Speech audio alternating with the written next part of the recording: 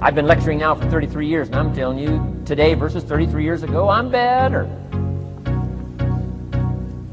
First time I gave a talk, I stood up, my mind sat back down. I mean, you know, I've been through that whole deal.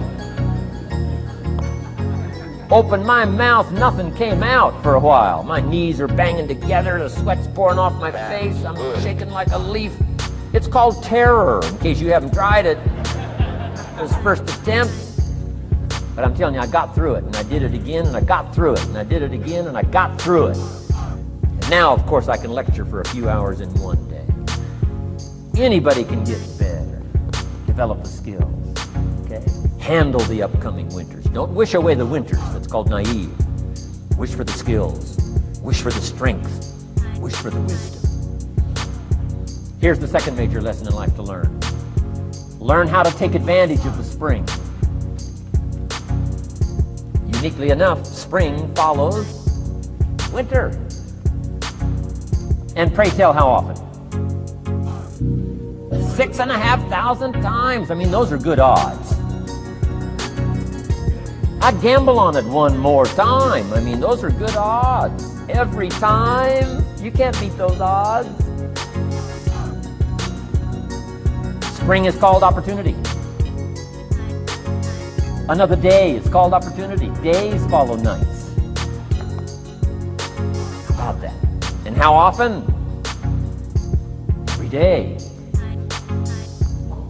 But now here's what we must learn to do with opportunity. Underline two strategic words in that sentence. Take advantage. Just because spring comes is no sign you're going to look good in the fall. You've got to take advantage of it. You've got to do something with it. Read every book you can on what to do with your springs, what to do with your opportunities, what to do with your days, what to do with your chances. Don't miss the educational process. Don't miss the process of learning.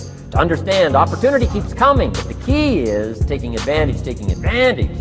Everybody in this room's got to learn to do one of two things: plant in the spring or beg in the fall.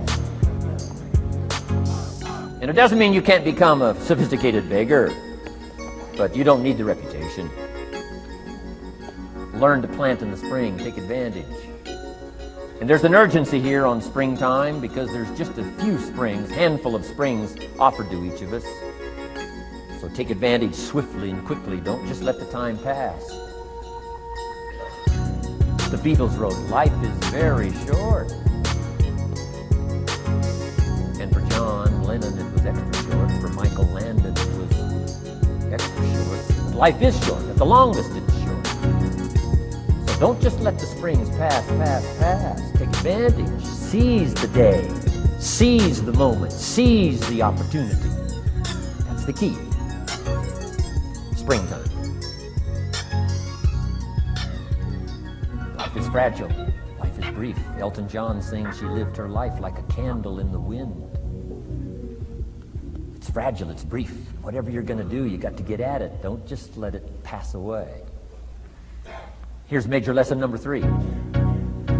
In the summer, learn how to nourish and protect. We've got 2 challenges in the summer in the personal development part of our life.